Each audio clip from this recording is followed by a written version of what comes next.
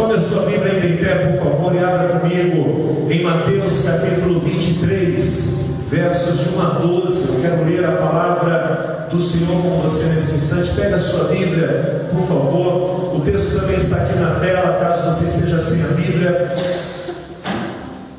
E a palavra de Deus nos diz assim: Então Jesus disse à multidão e aos seus discípulos: os mestres da lei e os fariseus se assentam na cadeira de Moisés. Obedeçam-lhes e façam tudo o que eles lhe dizem, mas não façam o que eles fazem, pois não praticam o que pregam. Eles atam fardos pesados e os colocam sobre os ombros dos homens, mas eles mesmos não estão dispostos a levantar um só dedo para movê-los. Tudo o que fazem é para serem vistos pelos homens.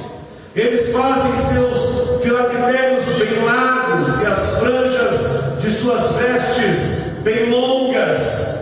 Gostam do lugar de honra nos banquetes e nos assentos mais importantes das sinagogas, de serem saudados nas praças e de serem chamados rabis. Mas vocês não devem ser chamados rabis. Um só é o mestre de vocês, e todos vocês são irmãos. A ninguém na terra chamem pai, porque vocês só têm um pai, aquele que está nos céus. Tampouco vocês devem ser chamados chefes, porquanto vocês têm um só chefe, o Cristo. O maior entre vocês deverá ser servo, pois todo aquele que a si mesmo se exaltar será humilhado, e todo aquele que a si mesmo se humilhar será exaltado. Mateus 23, de 1 a 12. Você pode se assentar, por favor? Eu quero começar uma nova série de pregações nesse mês de agosto aqui na nossa igreja. Estávamos falando até agora sobre o Espírito Santo, e eu quero começar uma nova série de pregações. Quando eu enviei avisos, quando eu gravei um vídeo, a minha insistência em toda a igreja estar aqui é a importância do que nós vamos ministrar, a importância do que nós vamos viver como igreja a partir disso nas células e na nossa vida espiritual. Nesse mês de agosto nós vamos ministrar sobre o tema É um Transformado. Volte ali no bannerzinho isso. Há um homem sentado sozinho. Quando a gente está sozinho, você é confrontado por muitas coisas. É por isso que tem muitas pessoas que não gostam de entrar no quarto e orar sozinho diante de Deus. Porque quando estamos sozinhos diante de Deus, a gente percebe a nossa pequenez, a gente percebe a nossa limitação, a gente percebe que nós precisamos de cura, libertação, de salvação nas nossas vidas. Sabe, queridos, parece que é um pouco de exagero da minha parte algumas coisas que eu falei até agora antes desta pregação, mas eu digo a você que é necessário que os nossos egos sejam transformados pelo Senhor. Nós vivemos numa sociedade ególatra. Eu já usei esse termo aqui com vocês. Uma sociedade que ela não se aguenta mais. Ela está tão envaidecida. A nossa sociedade, o nosso povo dessa época, deste século 21, não só as crianças. Querido, eu não quero criticar quem faz isso, mas nós estamos numa sociedade tão ególatra que nós não aguentamos nem mais celebrar aniversário, por exemplo, de criança uma vez por ano, como era na minha idade, como era na idade do senhor e da senhora. Agora é todo mês. A nossa sociedade é tão ególatra que nós não conseguimos mais segurar a onda. Nós estamos nos auto-elogiando, estamos nos auto-vangloriando de tantas coisas como sociedade. Pessoas pagam para sair na capa de uma revista. Pessoas pagam para serem aplaudidas. Eu gostaria que você entendesse que essa série ela vem confrontar uma sociedade que exalta a si mesmo, de uma sociedade que deseja reverência e reconhecimento, que idolatra o próprio corpo, que idolatra as suas próprias capacidades e que idolatra os seus bens materiais. Sim ou não, pessoal? Sim ou não, gente? Sim. Será que eu estou exagerando de falar isso na introdução da minha pregação? Porque Mateus capítulo de número 23, de 1 a 12, é o texto dessa primeira pregação, abrindo essa série de mensagens baseadas no livro do Tim Keller, um livro muito interessante, um livreto, para falar a verdade, que ele escreveu e que tocou meu coração de compartilhar com os irmãos e com as irmãs durante o mês de agosto. Na verdade, se você não faltar aos cultos, se você estiver com a gente todos os domingos, nós vamos desconstruir muita coisa na sua vida. Nós vamos ajudar você a desconstruir algumas coisas que foram injetadas na sua mente, na sua alma, na sua concepção de vida, através da escola, da cultura, da mídia, através da convivência social, e que com toda certeza tem nos atrapalhado, tem nos amarrado, tem nos acorrentado, tem nos feito viver em redomas, tem nos feito viver no orgulho, na soberba e nas vaidades que essa vida produz. Na verdade, meus amados e minhas amadas, o tema da primeira pregação é este tema agora que eu quero apresentar a vocês. O tema de hoje é liberdade resultante do autoesquecimento. Vamos ler juntos comigo aqui na tela, bem forte. Liberdade resultante do autoesquecimento. Só os homens. Liberdade resultante do autoesquecimento. As mulheres agora. Liberdade resultante do autoesquecimento. Porque é isso que Jesus está propondo. Será que é fácil deixar o trono? Será que é fácil deixar os aplausos? Será que é fácil deixar os elogios? Será que é fácil a gente abandonar essas coisas? Eu acredito que não, porque a nossa natureza adâmica, ela precisa disso, ela deseja isso, ela espera isso ao longo da sua existência. Tanto é que a primeira iniciativa que o homem teve nos inícios e no primórdio da humanidade foi construir uma enorme torre chamada Babel, para serem reconhecidos no mundo inteiro, aclamados no mundo inteiro. Então, na verdade, o nosso coração, ele é a representação desse ego, que é transformado ou deformado. Humilhação, exaltação, são as palavras que expressam se o nosso coração, o nosso ego, ele é deformado ou ele é transformado pelo Senhor. E na verdade eu comecei a pensar, muita coisa veio na minha cabeça, muitas imagens, muitas cenas. Eu estava preparando a pregação, o Espírito Santo começou a falar comigo e começou a vir cenas na minha mente, cenas reais. E a primeira cena que me veio na minha mente foi, com toda certeza, eu comecei a pensar nas nossas fotos. As nossas fotos é um exemplo dessa idolatria. As nossas fotos, de todos nós, a maneira como nós retratamos a vida, a maneira como nós fotografamos, como publicamos no Instagram, no Facebook, nas nossas redes sociais. As nossas fotos vão dizer se temos o ego deformado ou transformado pelo Senhor. Sabe, querido, eu comecei a pensar que as nossas roupas, elas mostram qual é o nosso ego. Aqui, a vestimenta dos homens. Para que o homem tem que mostrar o peito dele? Para que o homem tem que ficar mostrando todas as suas questões fisiológicas? Antigamente alguém ficava mostrando, pessoal, sim ou não? Tem alguma foto do seu avô assim? Sua mãe chega, esse aqui é o seu avô, minha filha. Imagina o escândalo que vai ser para a criançada quando vê a foto do bisavô. Esse era meu bisavô, mamãe. Jesus amado. Você está me entendendo, pessoal? Sim ou não, gente? Sim. Mas o nosso ego, se ele não for transformado, é isso que eu preciso fazer para ser amado, reconhecido, valorizado e me sentir bem perante os outros. Eu comecei a pensar nas vestes. Eu tive que cobrir, pode passar, por favor? Eu tive que cobrir aqui, porque não dá para passar aqui na tela. Eu não quis mostrar, mas é assim que se vestem as mulheres hoje. Mulheres da igreja. Mulheres de igreja evangélicas, que quer mostrar os seios, quer mostrar as curvas, para que os outros contemplem e vejam. Eu comecei a pensar que essas vestes que os homens e as mulheres usam hoje, mostra se o ego é deformado ou transformado pelo Senhor. Porque quem tem o ego transformado, precisa mostrar o seu corpo, Sim ou não me responda? Não. Ah, pastor, que exagero. Ah, o pecado está em quem olha, pastor. Será que o pecado está em quem olha?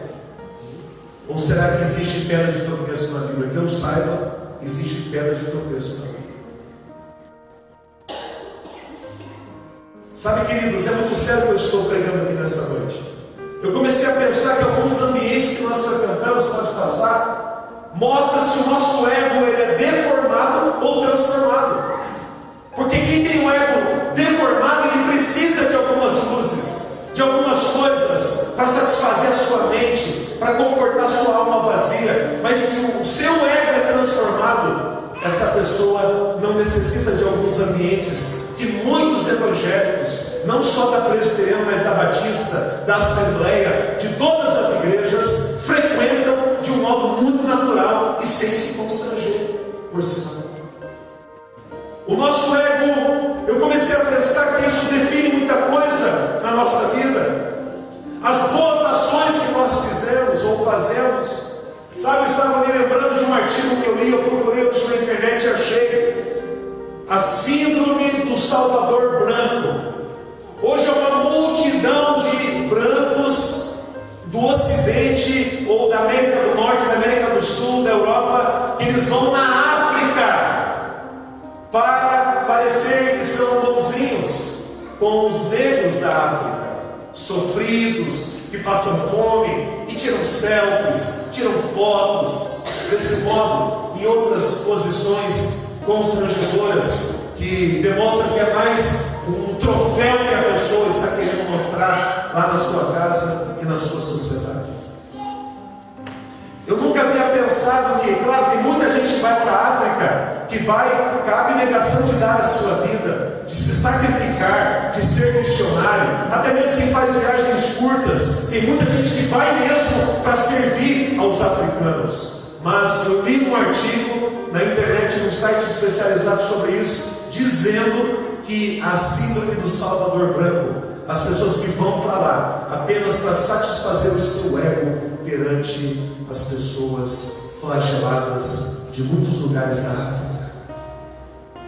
O seu ego é deformado ou transformado pelo Senhor? Não me responda agora. Tim Keller, que é esse pastor que está aqui na tela, ele é um pastor em Nova York, de uma igreja presbiteriana. Uma igreja muito grande, mais de 10 mil membros, 5 mil membros, 10 mil membros. Tim Keller escreve no seu livro, que tem o mesmo nome da nossa série de pregações, ele escreve que quais são as marcas de um coração radicalmente transformado pela graça de Deus. Quais são as marcas de um coração, escute, realmente transformados pela graça de Deus? Ele diz: se confiamos em Cristo, como deve ser o nosso coração? Se eu e você confiamos em Cristo, como deve ser o nosso coração? E Tim Keller não se refere apenas a comportamento moral, a simplesmente ser bom, a simplesmente ser legalzinho com as pessoas. Ele chega a dizer que é perfeitamente possível, esse pastor afirma isso, e eu concordo com ele, que é possível ter ações moralmente virtuosas, mesmo com o coração cheio de medo, de orgulho e de sede de poder. É muito sério isso, meus irmãos. E nessa noite eu quero ministrar ao seu coração, porque Paulo, ele diz o contrário do que as pessoas acham, que não há problema algum. Ele diz o seguinte: se alguém está em Cristo, é uma nova criatura, as coisas antigas já passaram e eis que tudo se fez novo. Vocês sabem que eu gosto de futebol. Vocês sabem que eu sou um apreciador. Eu não idolatro futebol. Hoje uma senhora me disse assim: pastor, infelizmente a nossa geração ela idolatra o futebol.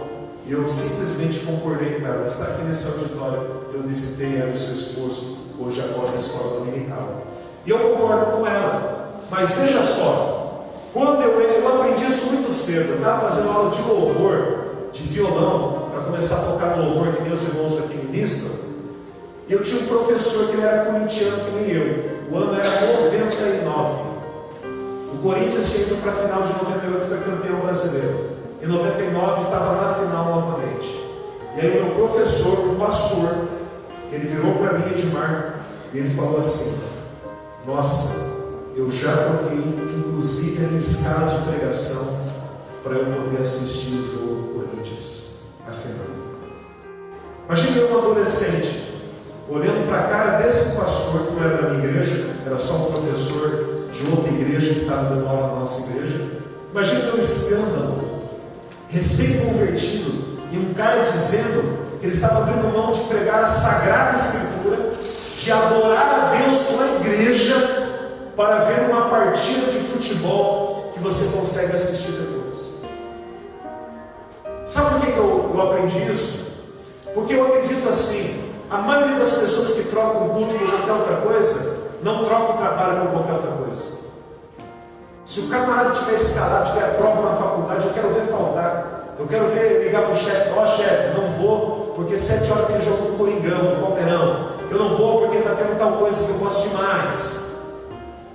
Então, quando você abre mão de adorar o Senhor, tudo bem, você pode relativizar, mas imagine, como se sente uma esposa quando o seu marido deixa ela de lado para fazer outra coisa? Como se sente um marido? Como se sente um filho? Como se sente uma mãe, um pai, em datas importantes?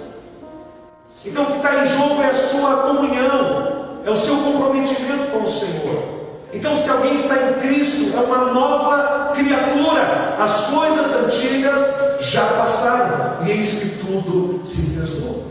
Diga para a pessoa do seu lado que tem que se fazer novo na sua vida.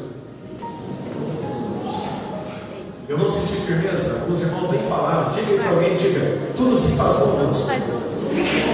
Tudo tem que se fazer novo se você é de Jesus. Então veja, tem em vista corações que foram transformados por isso. Cristo transforma corações. Quem crê, diga amém. Amém. Cristo transforma a mente das pessoas, transforma os hábitos das pessoas, as prioridades das pessoas, transforma o jeito da pessoa, transforma as atitudes de uma pessoa quando ela se converte, quando ela encontra a graça de Deus no seu coração. Há um outro texto que eu quero ler com vocês, que eu vou usar, se Deus permitir, ao longo do mês, que é 1 Coríntios 3, 21. Leia aqui na tela, por favor. 1 Coríntios 3, 21, 4 a 7, diz assim a palavra de Deus. Pode passar esse texto, por favor. 1 Coríntios capítulo 3, verso 21, versos de número 4 até o 7. Está aqui na tela, pode seguir, por favor, minha pregação. Diz assim a palavra de Deus. Volte um slide, isso. Portanto, ninguém se glorie nos homens, porque todas as coisas são vossas.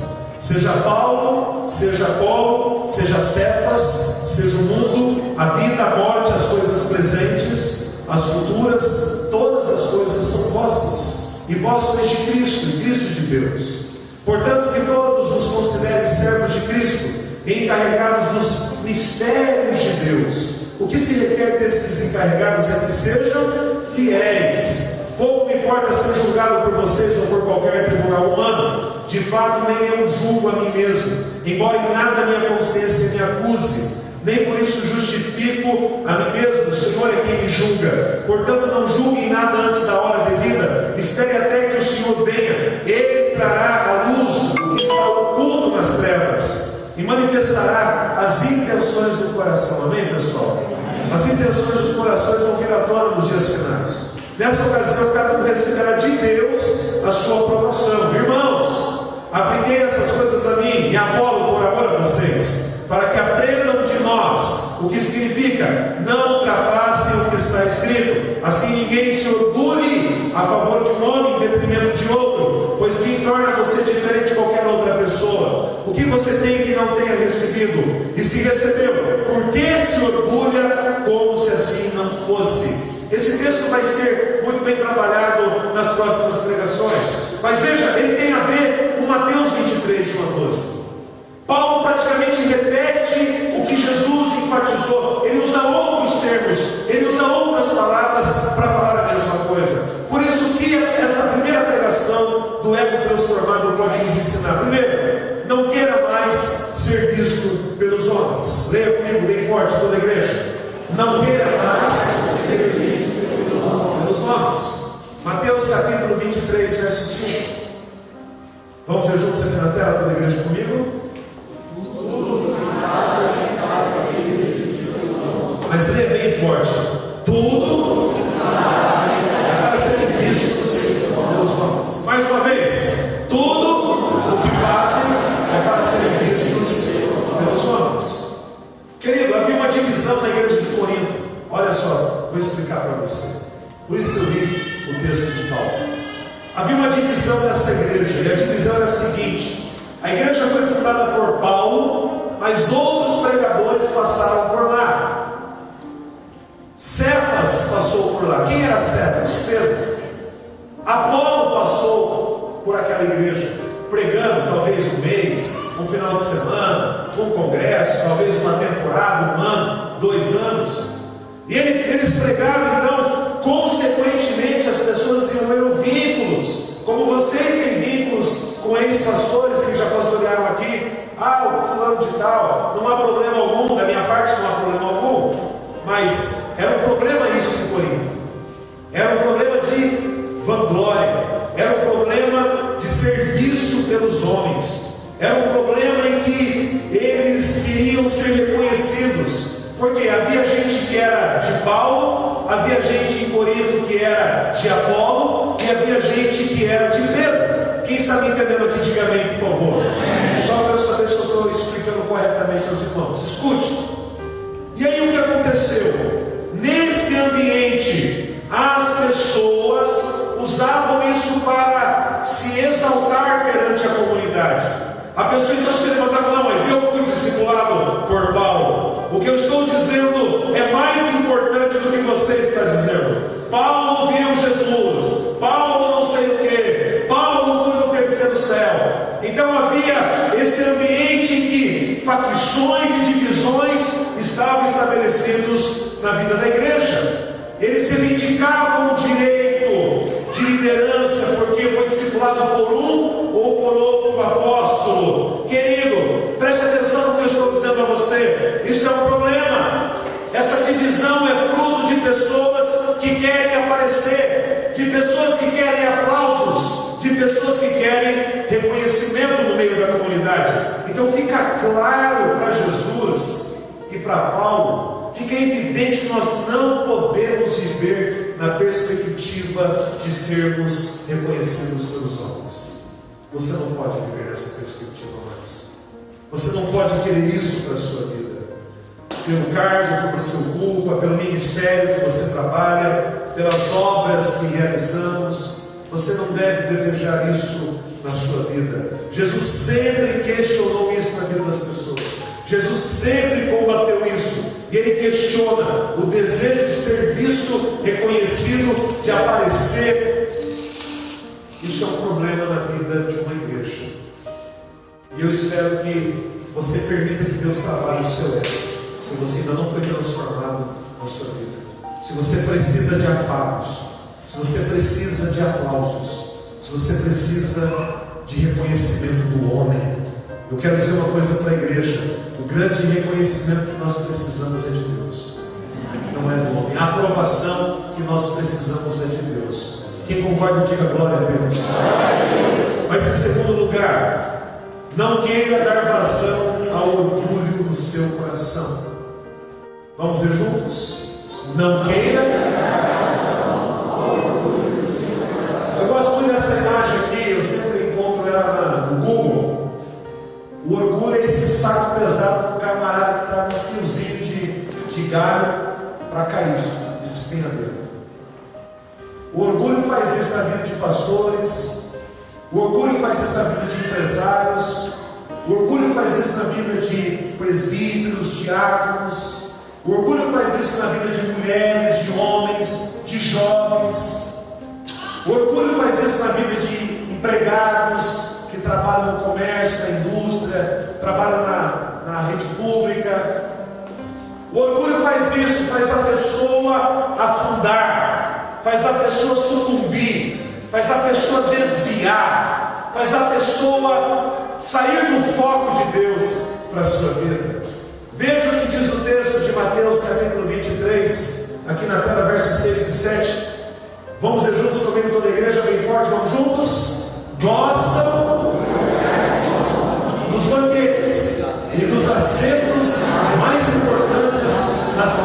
saudades de serem chamados rabis. Saudades das praças de serem chamados rabis. Veja só, somente o autoesquecimento, que é o tema da minha pregação, vai libertar eu e você disso. Somente o autoesquecimento. O que é autoesquecimento? É você não querer ser mais visto de ninguém. É você teogeniza isso. Você rejeitar isso totalmente. Segundo, você só tem o autoesquecimento se você não quiser mais dar vazão ao orgulho no seu coração. Porque o orgulho e a vanglória é um problema no ser humano.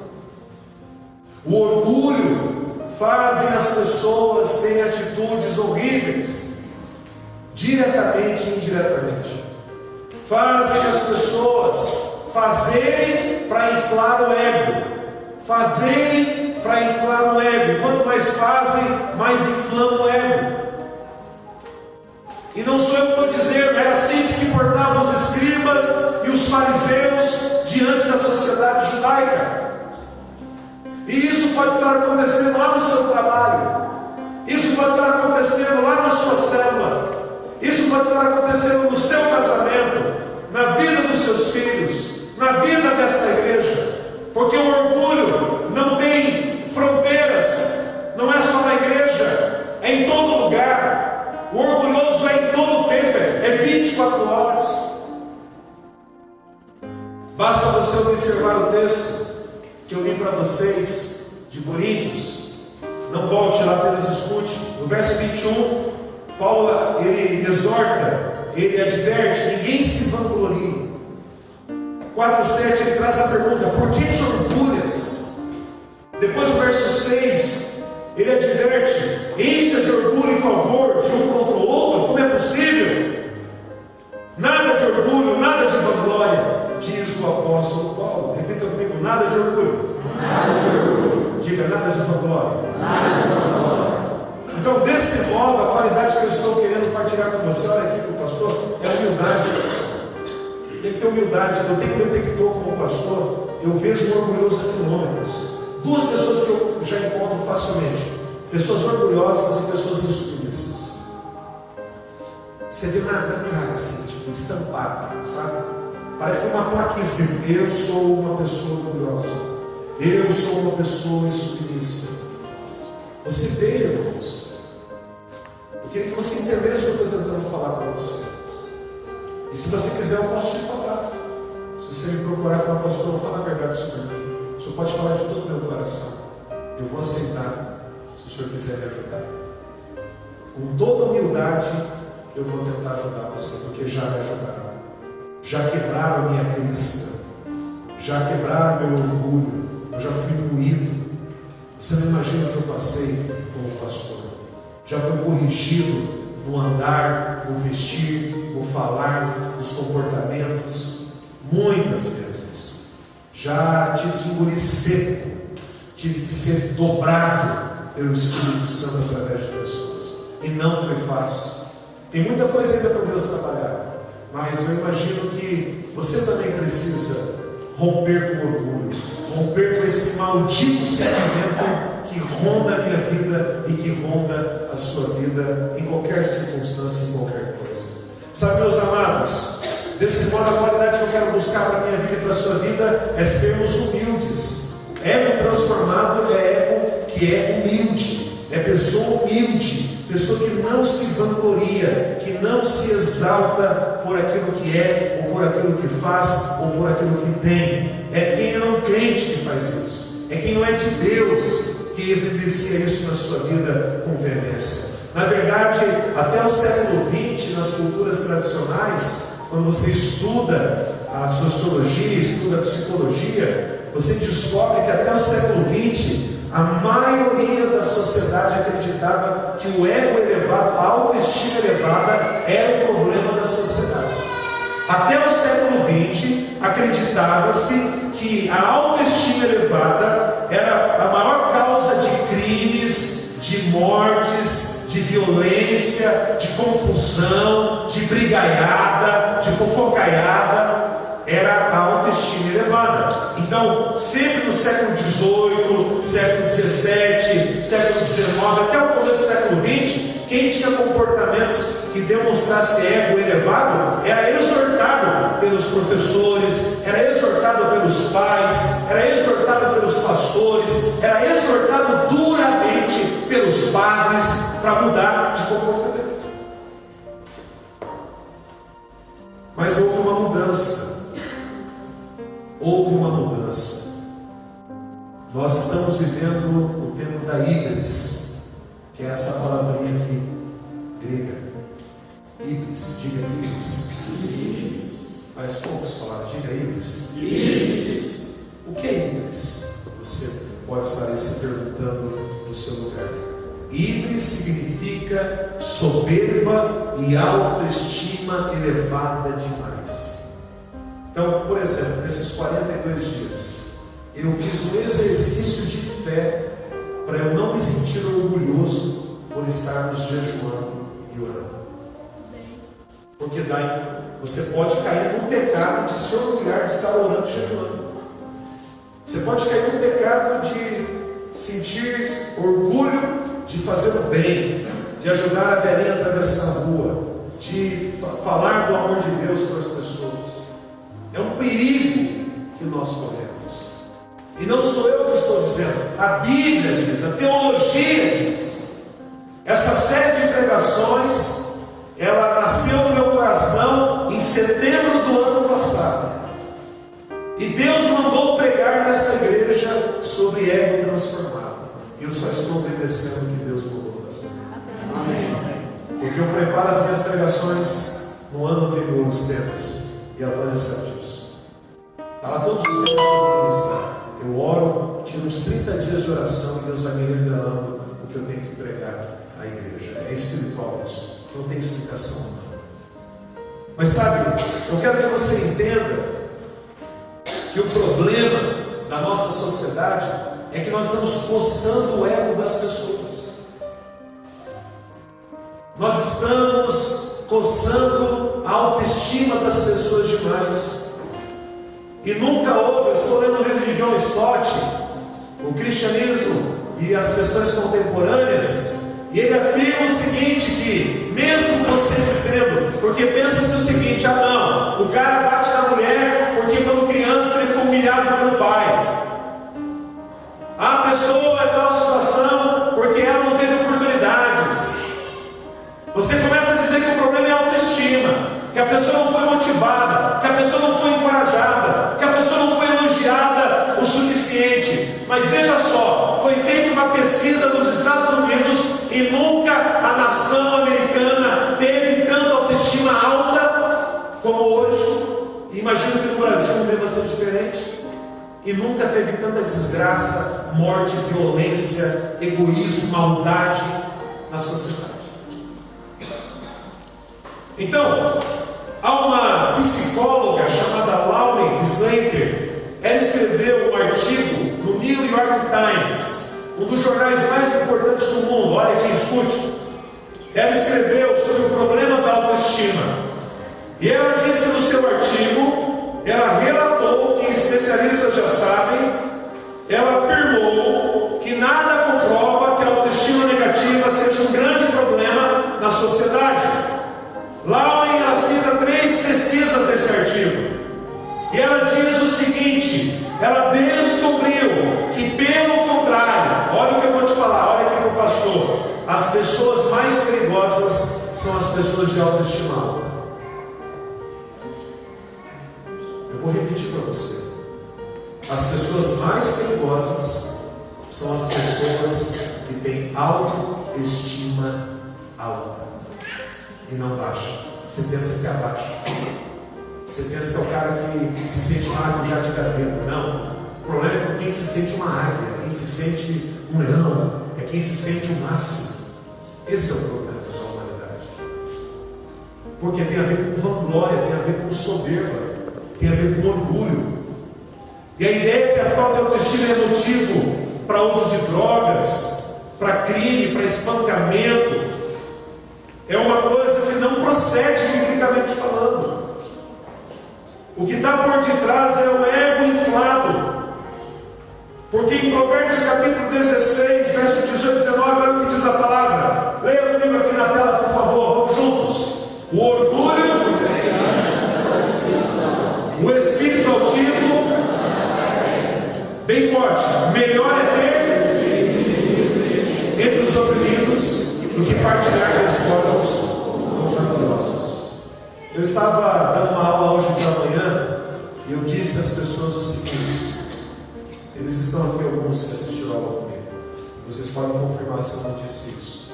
Eu falei para eles que se alguma coisa positiva fosse falada acerca das orações, de qualquer coisa, que eles dessem glória somente a Deus. Não tecessem um elogio sequer ao pastor Júlio Félix. Não queira elogios, não queira elogios, não queira elogios, não queira elogios. Queira dar glória a Deus.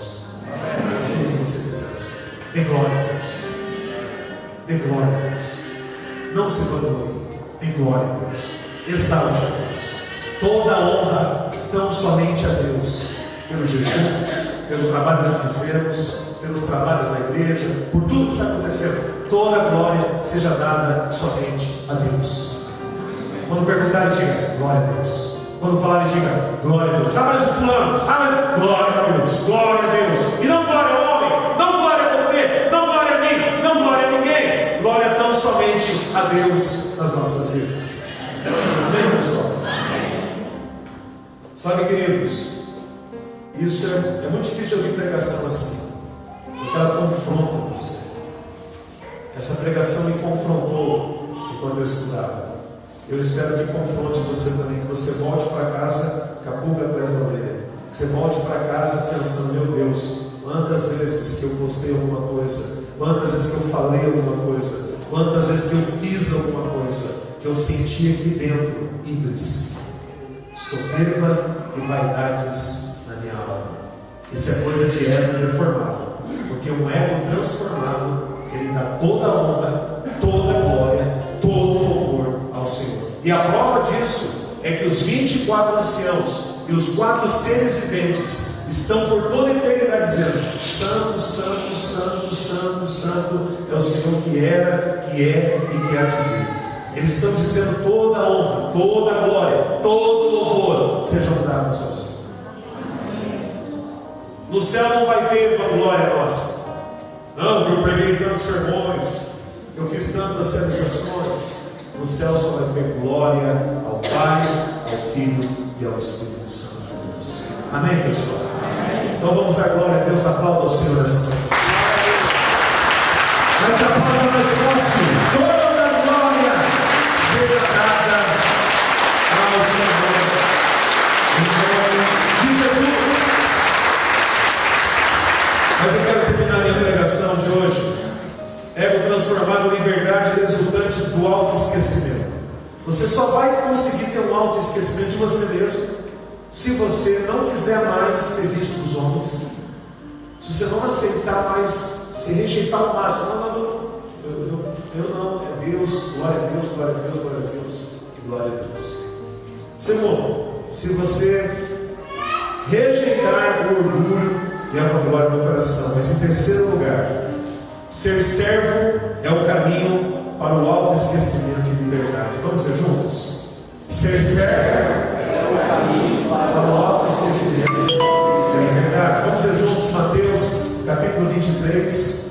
Veja só o que está aqui na tela. Vamos juntos. O maior entre vocês deverá ser servo, pois todo aquele que a si mesmo se exaltar será humilhado, e todo aquele que a si mesmo se humilhar será exaltado. Eu já provei disso, irmãos. Já teve vezes no passado que eu me exaltei e eu dancei. Eu sofri consequências. Então não faça isso. Dê glória a Deus, exalte ao Senhor em tudo que você quiser. Interessante que Jesus poderia vir à terra para ser servido. Jesus poderia ter vindo à terra para que Ele fosse reverenciado, servido, que Ele sentasse no trono e reinasse por milênios como homem. Ele poderia fazer isso, mas Ele decidiu servir. Ele poderia ter nascido no melhor hotel, nascendo na estrebaria. Ele poderia ter nascido numa família rica, nasceu numa família pobre. Ele poderia ter nascido num país melhor, nasceu numa pequena nação do Oriente Médio, chamada Israel. Ele escolhe o serviço, ele escolhe servir, porque o serviço quebra o orgulho. Repita comigo: o serviço quebra o orgulho. E a atitude dele na cruz é a prova, porque ele morre na cruz pelos meus pecados e pelos seus pecados. Ele se entrega por mim e por você. Por isso, ser servo é o caminho do esquecimento. Ser servo é o caminho da abnegação. Ser servo é o caminho que você decide não pensar em você, mas pensar no outro, pensar em Deus, pensar naquele que não vai te dar nada em troca. Você vai abrir mão em favor daquilo que você pode fazer pelas pessoas e por Deus. Jesus afirmou que o maior entre vocês deverá ser servo. Somos muito apegados a títulos. Existem os títulos porque nós temos uma instituição religiosa, mas todos aqui são servos. O pastor é servo, o presbítero é servo, o diácono é servo, os líderes de ministério é servos. A gente não deve se apegar às nossas titulações. Eu tenho ojeriza quase a expressão reverendo. Por favor, nem me chame de reverendo, me chame de Gilberto mesmo. Se você se sentir à vontade, fique tranquilo. Eu não tenho apego a isso, a titulação. Mas você precisa entender que nós temos que ser, antes de ser pastor, servo. Antes de ser missionário, servo. Antes de ser líder, servo. Antes de ser patrão, servo. Antes de ser empregado, servo. Antes de ter um carro, servo. Tudo é servo, tudo é para servir. Não, mas Deus. Amém, pessoal? Nós deveríamos tomar essa palavra para a nossa vida. São diversos textos que falam sobre isso. Primeiro texto, Mateus 20, 28. Veja o que diz a palavra. Vamos ver juntos comigo na tela, aqui toda a igreja, bem forte. Como o Filho do Homem, mas para servir, dar a sua vida em resgate por muitos. A Bíblia diz que Jesus veio para ser servido. Ele veio para servir. 1 Pedro capítulo 4, verso 10. Vamos ver juntos. Cada um para servir os outros, administrando fielmente a graça de Deus em suas múltiplas formas. Último texto que eu quero ler para encerrar minha pregação de hoje. Filipenses capítulo 2, versos 5 ao 8. Vamos juntos. De sorte que haja em vós o mesmo sentimento que houve também em Cristo Jesus, que sendo em forma de Deus, não teve por usurpação ser igual a Deus, mas esvaziou-se a si mesmo, tomando a forma de servo, fazendo-se semelhante aos homens, e achado na forma de homem, humilhou-se a si mesmo, sendo obediente até a morte de cruz. Então, quando eu penso em serviço, é isso que me vem à mente. Quando eu penso em ego transformado, em autoesquecimento, é isso. É você entender que você é um servo, a semelhança de Jesus. Tende em vós o mesmo sentimento que houve em Cristo Jesus. Se tudo que nós estamos fazendo é serviço a Deus e às pessoas, então que a gente não permita que o nosso coração se envaideça, que a nossa alma se ensoberbeça diante das pessoas. Estamos meditando em Mateus nessa noite, 23, 1 a 12, e ficou evidente que a liberdade resultante do esquecimento envolve sermos servos. Mas eu não sei, a bem da verdade, se nós queremos ser servos mesmo. Porque ser servo é abrir mão. Ser servo é renunciar. E abrir mão e renunciar, não se sentir vaidoso e vaidosa por isso. Não se sentir melhor, no patamar dos outros ao fazer isso. Eu quero convidar você e eu, a nessa noite, nós, durante o mês de agosto, permitirmos que Deus quebre o nosso orgulho, que Deus quebre a nossa vaidade, que Deus nos transforme. Se Deus transformar o nosso ego, vai ter casamento que vai mudar, vai ter ambiente profissional que vai ser diferente, vai ter o almoço em casa não vai ser mais o mesmo, a convivência na igreja vai ser harmoniosa e pacífica, porque quando o ego é transformado, você não tem que reivindicar, você não tem o que reivindicar, você não tem o que requerer do seu irmão, da sua irmã e da igreja. Então eu convido os irmãos e as irmãs a nós nos posicionarmos. Eu gostaria de orar com você nesse instante, encerrando a minha pregação, e que a gente permita mesmo que Deus transforme, porque realmente egos deformados têm atrapalhado a caminhada da obra de Deus, porque egos deformados geram brigas, geram divisões, geram facções, geram problemas, geram obras da carne, geram mundanismo dentro da igreja. É isso que acontece se a gente não tomar uma posição real e uma posição verdadeira em nome de Jesus.